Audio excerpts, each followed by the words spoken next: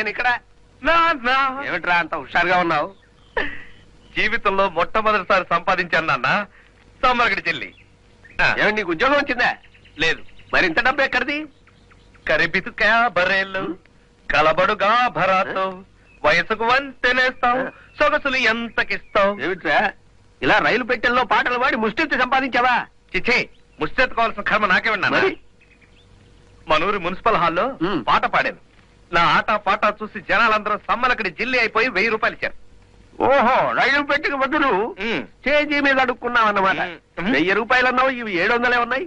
అప్పుడే లెక్క పెట్టేశావా? అడుక్కునేవాడి దగ్గర గీక్కునేవాడు ఉన్నట్టే నీకు 700 ఇచ్చినట్టే వాడికి 300 ఇచ్చాను. ఏరా, పాటలు పాడి డాన్స్ చేసి డబ్బు సంపాదించావా? ఎంత దిగజారిపోయావరా? ఇలా చేస్తే మన పరువు ప్రతిష్టలు గంగలో కలుస్తాయి. అవును అమ్మా, నా నోటితో కమ్మని పాట పాడానే గాని ఎవరిని ఆడిపోసుకోలేదు. డాన్స్ చేస్తూ కాళ్ళు చేతులు ఆడించానే గాని ఎవరి మీద చెయ్యి చేసుకోలేదు. నా నోరు చేతులు ఎప్పుడు పవిత్రంగానే ఉన్నాయి. అబ్బో, ఇందులో బోల్డ్ అంత ఫిలాసఫీ ఉంది. ఇది మీకు అర్థం అవడానికి చాలా టైం పడుతుంది. అమ్మా నాన్న, సమ్మలకడి జిల్లి.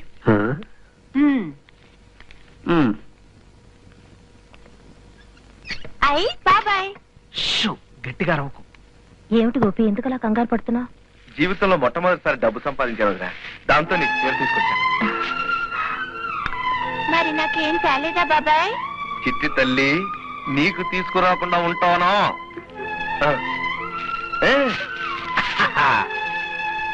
చాలా బాగుంది.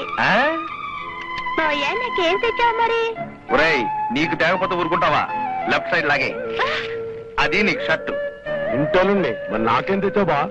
సమ్మలకడి చెల్లి. మర్చిపోయాను బావా. పోనీ ఓ పని చెయ్యి, ఈ 50 మిగిలింది ఇది ఉంచేసుకో. 50 రూపాయలు? అవును, 50 రూపాయలే. 50 రూపాయలు చూసి ఎన్నాళ్ళయిందో. నీ అక్కని పెళ్లి చేసుకున్నాక 50 రూపాయల నోట్ ఎలా ఉంటుందో మర్చిపోయాను. నీకు 5 రూపాయలు ఇస్తే 50 రూపాయలు ఇచ్చావు. ఇప్పుడు ఈ 50 రూపాయలు ఇచ్చాననుకో, ఎంత ఇస్తావు? 500 ఇస్తా. అయితే ఉంచు. సరే. వద్దులే. ఎక్కడున్నారండి? ఆడబాంబు వస్తుంది, తోసేయి, జేబులోకి తోసేయి. అరే చీర బ్యూటిఫుల్. ఈ చీర నాకైతే ఎంత బాగుంటుందో. నీది కాలేది ఏదైనా నీకు విపరీతంగా నప్పుతుంది. ఇది వదిన కోసం తీసుకొచ్చాను. గోపి, ఆడపడి జరిగింది కాదనకూడదు, తీసుకొని. వాడకేసిన సున్నం ఎంత గీకినా రాదు. మీ అక్క చేతికెళ్ళిన వస్తువు ఎంత అరిచి గీ పెట్టినా ఇవ్వదు. ఇంకొదిలేయ్. Thanks. Hi dad. Hello darling, ఎక్కడికి వెళ్తున్నావమ్మా? ఇంకెక్కడికి? మహిళా ఆశ్రమానికి. ఆ శ్రమ రోజు ఉండేది కానీ చూడు, ఈ ఫోటోలు చూడు. ఎవరివి ఫోటోలు? అంతర్జాతీయ టెర్రరిస్ట్ ముఠా మెంబర్స్ లా ఉన్నారు. ఆ ఫోటోల్లో ఒక నా అల్లుడు, కాబోయే అదృష్టవంతుడు. ఆ అదృష్టవంతుడు ఎవరో నువ్వే సెలెక్ట్ చేస్తే ఆగమేఘాల మీద వెళ్ళి పెళ్లి జరిపించేస్తాను. డాడీ, నాకు మగజాతి అంటేనే అసహ్యం, పెళ్ళంటే అంతకన్నా అసహ్యం. కనుక నీ పెళ్లి చేసుకోవడం అసంభవం. అలాగంటే అలాగమ్మా. ఆ రోజుల్లో మీ అమ్మ కూడా నీలాగే ఆలోచిస్తే నువ్వుండేదేనమ్మా. అదంతా నాకు తెలీదు. మగజాతి దురహంకారం బలైపోయిన ఆడవాళ్ళని ఆదుకోవడమే నా జీవిత లక్ష్యం. అంతేకాదు, జీవితంలో పెళ్లే చేసుకోకూడదని నిర్ణయించుకున్నాను. అదే నీ నిర్ణయం అయితే నేను మరో రూట్ లో రావాల్సి వస్తుంది. ఒకటి కాకపోతే 100 రూట్లో వెళ్ళు. నేను మాత్రం పెళ్లి చేసుకోను. నువ్వే రూట్ లో వెళ్ళినా నన్ను మాత్రం పెళ్లి కొప్పించలేవు. That's all. All right.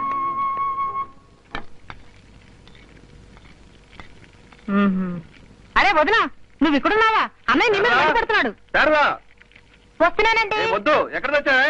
వస్తున్నానండి, కాస్త చూస్తూ ఉండు, ఇప్పుడే వచ్చేస్తాను.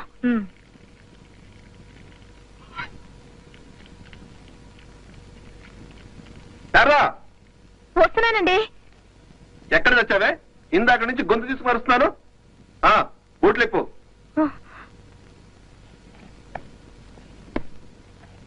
శారదా, శారదా, వస్తున్నానత్తయ్యా. ఏ సతీ సావిత్రి, ఈ సాక్స్ ఎవడు ఇప్పుతాడే?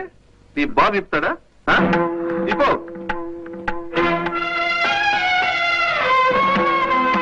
శారదా, గొంతు చించుకొని అరుస్తుంటే ఎక్కడికి వచ్చావే? వస్తున్నానత్తయ్యా. ఏమే, అత్తమానం గదిలో దూరి ముగ్గురుతో పులుకుతో కూర్చుంటే ఇంటి పనులని ఎవరు చేస్తారే? వెళ్ళు, వెళ్ళి పూజలు శుభ్రం చేయి. అలాగే. పాపం పొద్దుననగా ఆఫీస్కి వెళ్ళి అలసిపోయి వచ్చావు. తీసుకో అన్నయ్య. ఉల్లిపాయ పకోడీలా? Very good. చూస్తుంటే నోరు ఊరిపోతుంది. ఎలా ఉన్నాయి? బాగున్నాయా? ఫ్యాంటాస్టిక్. అవును, ఎవరు చేశారేమిటి? ఇంకెవరు చేస్తారన్నయ్య? ఈ ఇంట్లో నాకు తప్ప ఇంత రుచిగా ఉండడం ఎవరికి తెలుసు? వదిన అలంకారాలు పూర్తయితే గానీ వంటింట్లో కాలిపెట్టదు. శారదా, శారదా, వస్తా ఇటు వస్తావు? వస్తున్నానండి. ఏమిటండి? ఏమి దున్నపోతా? ఇంటి కోడలో ఉండి ఆడపడితే ఇంటి పనులన్నీ చేయిస్తావా? నువ్వేమన్నా మహారాణి అనుకుంటున్నావా? అది కాదండి.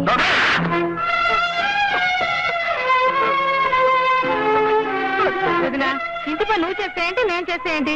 అన్న ఎప్పుడో కోపంగా ఉన్నాడు. ఇంకా పాపం చూపించు. వెళ్ళు వెళ్ళొద్దురా.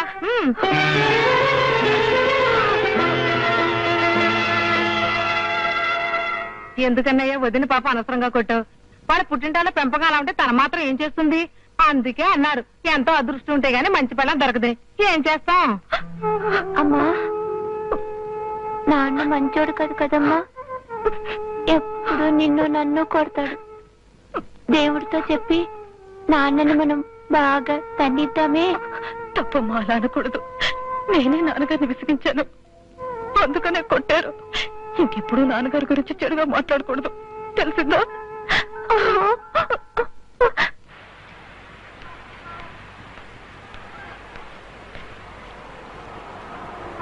ఇదిగో బాబు, ఓ ₹1 వేస్తాను బాబు.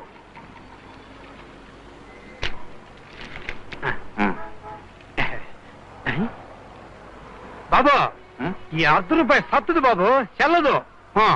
సమ్మలక్కడి చెల్లి, ఇన్నాళ్ళు ఈ భూమి మీద చల్లంది నా డిగ్రీ ఒకటే అనుకున్నాను. ఇది కూడా చల్లదన్నమాట. సరే, ఏం చేస్తాం? తీసుకో. ఏంటి బాబు, ఉద్యోగం కోసం ఎతుకుతున్నారా? అవును. ఆ మహిళా ఆశ్రమంలో ఏదో ఉద్యోగం ఖాళీ ఉందంట. వెళ్ళండి బాబు, వెళ్ళండి. ఎంప్లాయ్మెంట్ ఎక్స్చేంజ్ కన్నా నువ్వే నయం. కనీసం పలానా చోట ఉద్యోగం ఉందని చెప్పావు. థ్యాంక్స్. ప్రస్తుతానికి ₹70 ఉంచు.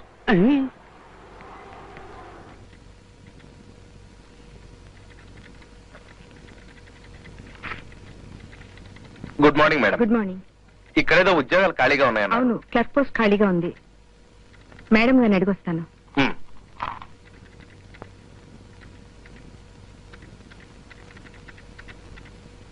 ఏమండి, మిమ్మల్ని మేడం గారు పిలుస్తున్నారు. రండి. ఇలా కాదమ్మా, మేడం ఈమె. సమ్మలక్కడి చెల్లి, నువ్వు అప్పడం ఏ గొట్టం, ఇక్కడికి ఎందుకు వచ్చావు? ఇక్కడికి ఉద్యోగానికి. పని కావాలా? నేనివ్వను. నువ్విచ్చినా నేను చెయ్యను. ఏ మహిళా ఆశ్రమంలో పనిచేయడం నీకు చాలా చిన్నతనమా? మహిళాశ్రమం అయినా పురుషాశ్రమం అయినా పశువాశ్రమం అయినా నాకేమో అభ్యంతరం లేదు.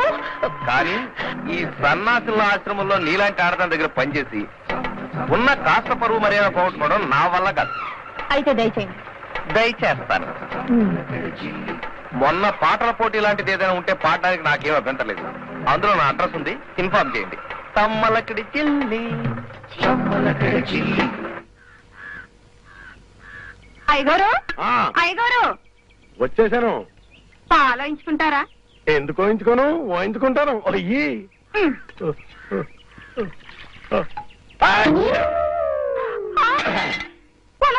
ఇదేంటిది?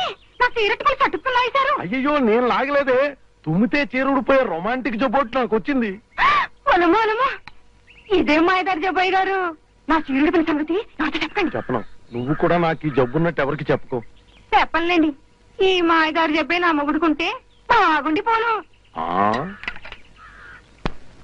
ఒరేయ్, నా మాట విని నీ ముండి పడుదల మానరా? వినవా? అయితే నేను వెళ్ళిపోతున్నాను. డాక్టర్, ఏమైంది? డాడీ ఆరోగ్యం బాగానే ఉంది. ఆరోగ్యం బాగానే ఉంది, కానీ కానీ ఏమైంది డాక్టర్ గారు? చెప్పండి. మీ నాన్నగారు నిరాహార దీక్ష చేస్తున్నారమ్మా. పచ్చి మంచినీళ్ళు కూడా ముట్టుకోవడం లేదు. ఎందుకని? ఏమైంది డాడీ? నిరాహార దీక్ష ఎందుకు? నేను చెప్తానమ్మా. నువ్వు పెళ్లి చేసుకుని భర్తతో సహా వచ్చి ఆయన ఆశీర్వాదం తీసుకునే వరకు అన్నం నీళ్లు ముట్టనని ఒట్టు పెట్టుకున్నారమ్మా. Oh dad, what is this? చిన్న పిల్లల ఈ పంతం ఏమిటి? లేవండి, ముందు భోజనం చేయండి. నిన్న కాక మొన్న పుట్టి నీకే అంత పంతం పట్టింపు ఉంటే నాకు మాత్రం పంతం పట్టింపు ఉండవా? ఇప్పటికే 5 కేజీల బరువు తగ్గిపోయాడు. వెంటనే నిరాహార దీక్ష మానకపోతే రేపు సూర్యోదయం చూస్తాడనేదే కష్టం. నాన్నగారి ప్రాణాలు నీ చేతుల్లో ఉన్నాయమ్మా. అవునమ్మా, మీ మనసు మార్చుకుని పెళ్లికి ఒప్పుకోండమ్మా. ఒప్పుకోండమ్మా. డాడీ, మీరు వస్తానన్న రూట్ ఇదనమాట. నాకు పెళ్లి చేసుకోవడం ఇష్టంలో మీకు తెలుసు కదా. మరి ఏం డాడీ ఇది? వద్దమ్మా, నీ మనసు ఏం మార్చుకోవద్దమ్మా. కానీ నా మనం నన్ను వదిలేయమ్మా. తెల్లారసలు చచ్చిపోతాను. అప్పుడు ఈ ఇంటిని కూడా ఆశ్రమం చేసేసుకోమ్మా, చేసేసుకో. ఓ డాడీ, సరే మీరే గెలిచారు, నేనే ఓడిపోయాను. నేను పెళ్లి చేసుకోవడానికి ఒప్పుకుంటున్నాను, నిజంగా? కానీ 1 కండిషన్, పెళ్లి కొడుకు నేనే సెలెక్ట్ చేసుకుంటాను. ఓకే? ఓకే. లక్ష్మి, డాడీకి భోజనం పెట్టావు. అలాగేనమ్మా.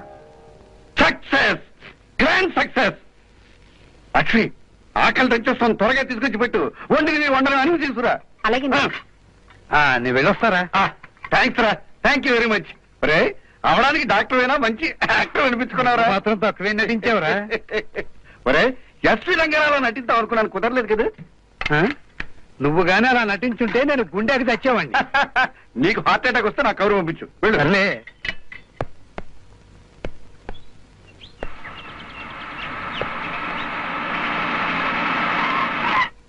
బాబు, బాబు, ఎవరండి?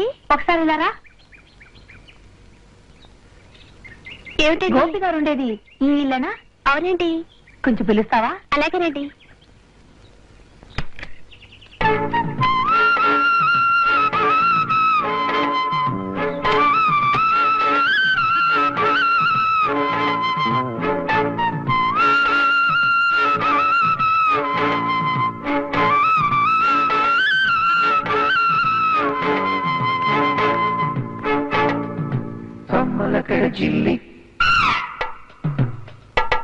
హలో, సమ్మలక్కడి జిల్లి, ఏమిటి ఎలా దయచేశారు?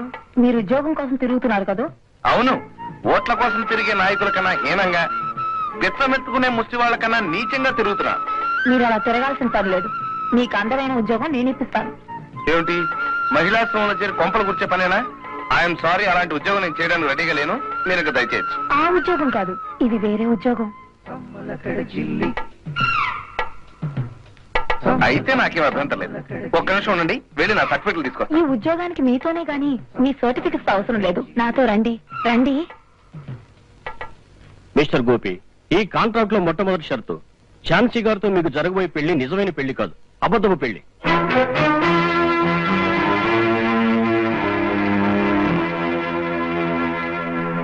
ఝాన్సీ గారు నటిస్తారు, ఆవిడ్ని మీరు ఫాలో అవుతారు. అలా నటించినందుకు మీకు నెలకు 2000 రూపాయల జీతం ముడుతుంది. సమ్మలక్కడి జిల్లి అంటే అద్దెమొగుడుగా నటించాలన్నమాట. తర్వాత రెండో షరతు, బయట ప్రపంచానికి, ముఖ్యంగా ఝాన్సీ నాన్నగారి ముందు మీరిద్దరూ భార్యాభర్తలుగా ఉంటారు. అంతేగాని మీకు ఝాన్సీ గారి మీద ఎటువంటి అధికారాలు ఉండవు. ఈ షరతులు మీకు ఇష్టమేనా?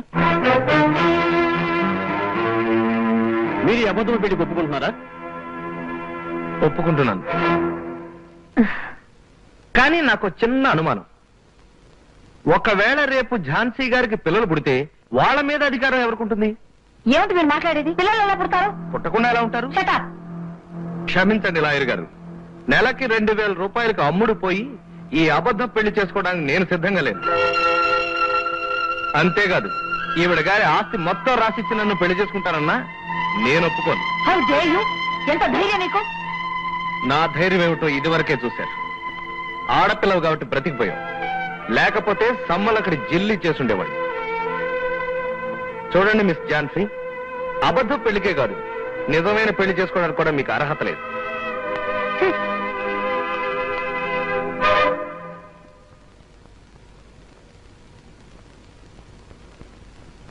మిస్టర్ గోపి, నా పేరు జిఎం రావు.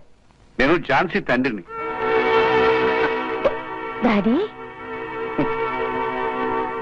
నమస్తే. నమస్తే. కుండ బద్దలు కొట్టినట్టు ముక్కుకు సూటిగా నువ్వు మాట్లాడిన మాటలు వింటూ ఉంటే బాగా ముచ్చటగా ఉందయ్యా. నా ముక్కు సూటితనాన్ని చూసి చాలా మంది మెచ్చుకుంటారే కానీ ఒక్కళ్ళు కూడా ఒక ఉద్యోగం ఇచ్చిన పాపాన పోలేదు.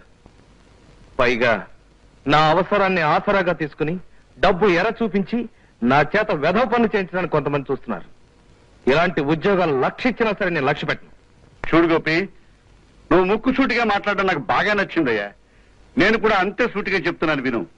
నిన్ను ఈ క్షణం నుంచి నా కంపెనీ మేనేజర్ గా అపాయింట్ చేస్తున్నాను. డాడీ,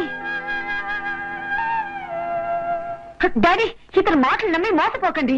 ఇతను అసలు దొంగ, మీకు తెలీదు. చూడమ్మా, ఎవరు ఎలాంటి వాళ్ళో తెలుసుకోవడంలో నాకు నీకన్నా ఎక్కువ అనుభవం ఉందమ్మా. పాపం, ఇత్తడు ఏదో బంగారం ఏదో నీకే ఇంకా తెలియడం లేదు. మేలిం బంగారాన్ని చూసి ఇత్తడు అనుకుంటున్నావు. Poor girl. గోపి, నాతోరా. నమస్తే.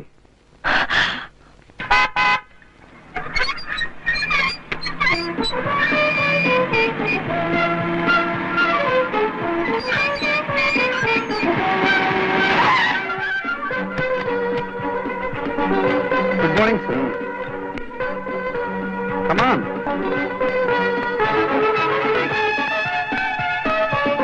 You know, this factory is first of its kind in India. ఇది మ్యానుఫ్యాక్చరింగ్ యూనిట్. స్పెషల్ గ్రానైట్ వెరైటీని యుగోస్లోవియాకి ఎక్స్పోర్ట్ చేయడం కోసం ప్రయత్నాలు చేస్తున్నాం. These are the samples. రూమ్కి వెళ్ళండి.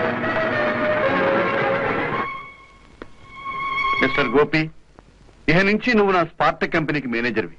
Thank you very much. ఈ ఉద్యోగంతో పాటు నువ్వు నాకు చేయాల్సిన సొంత పని కూడా అవుతుంది. ఆ పని నువ్వే చేయగలవు కనుక. తప్పకుండా చేస్తాను సార్. నా వల్ల చేయగలిగింది ఏదైనా తప్పకుండా చేస్తాను. అది కూడా చెప్పండి. ఆ కూతుర్ని చూసావు కదా, పెళ్ళంటే విపరీతమైన ద్వేషం. ఎన్ని విధాలుగా చెప్పినా పెళ్లి చేసుకోని భీష్మించి కూర్చుంది.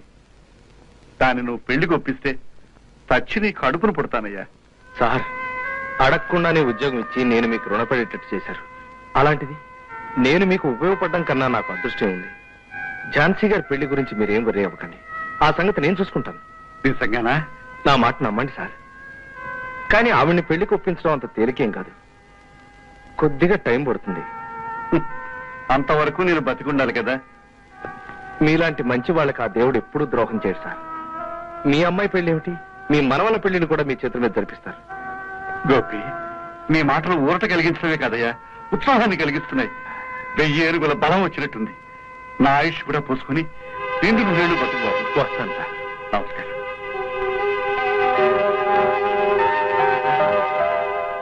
నేను రోజు దేవుడికి కొబ్బరికాయ కొడుతున్నాను రా. చేసిన పూజలు ఊరికే పోతాయా? నీకు తప్పకుండా జీతం పెరుగుతుంది. అమ్మా, ఈ ప్రమోషన్ కోసం ఆఫీస్ లో ఎంతమంది ట్రై చేస్తున్నారో తెలుసా? ఎంతమంది ట్రై చేసినా నా రికార్డు ప్రకారం ఆ ప్రమోషన్ నాకే రావాలి. వస్తుందిరా, తప్పకుండా నీకే వస్తుంది. దేవుడు, ఏమైంది? గాజు పెంకు కాలి గుచ్చుకుందిరా, రక్తం కూడా వస్తుంది. ఏమే రాక్షసి, దయ్యం, పాపిస్తుదానా? నీ కళ్ళు చల్లబడ్డాయా? ఇప్పుడు నీకు మనశ్శాంతిగా ఉందా? కావాలని గ్లాస్ దారికి అడ్డంగా పెడతావా? అంటే గాజు పెంకు నా కాలి గుచ్చుకుని సెప్టిక్ అయ్యి నేను కుంటిదాన్ని అవ్వాలనిగా నీ ఉద్దేశం? ఏమే చూపనగా? నాది మంచి మనసే. నువ్వు ఇలాంటి వెదవ పనులు ఎన్ని చేసినా నాకేమీ అవ్వదు. అర్థమైందా? ఏమిటే ఇంకా చూస్తా నిలబడ్డావు? విని తీసుకన్నాడు. నీ మొహం మందా వెళ్ళు. దరిద్రపు కొట్టు మొహం దానా.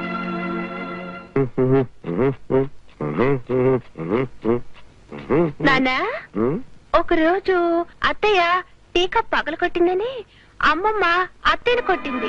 ఇప్పుడు అమ్మమ్మ గ్లాస్ పగలు కొట్టి అత్తయ్యని కొట్టింది. ఏమిటి ఇదేమిటి? చాకు. ఇదేమిటి? యాపిల్. చాకెళ్ళి యాపిల్ మీద పడ్డా, యాపిల్ వెళ్ళి చాకు మీద పడ్డా నష్టం యాపిల్కే కదా. అంటే అమ్మమ్మ చాక కాదు, బాకు. అందుకే బాకెళ్ళి కాళ్ళ మీద పడ్డా, కాళ్ళెళ్ళి బాకు మీద పడ్డా తెగేది కాళ్లే కదా. ఆహా, సంతోషించాలండి. వాళ్ళందరూ తప్పుదారి పట్టిస్తున్నారు. తప్పుదారి కాదే. తుమ్మొస్తుంది, తుమ్మేమంటావా? అదేమిటి నాన్న, తుమ్మడానికి కూడా అమ్మ పర్మిషన్ కావాలంటావా? తుమ్మే. అంతేనంట. వద్దులేండి, తుమ్మకండి, పెడుతున్నాను. 1000 గొడ్లను తిన్న రాబందైనా ఒక్క గాలి వానకు భయపడుతుందని మీ అమ్మైనా అమ్మమ్మైనా నా తుమ్ముకు భయపడతారు. తుమ్ముకెందుకు భయపడుతున్నారు నాన్న? ఎందుకా? లేచి నిల్చో. యాక్షన్! ఇందుకు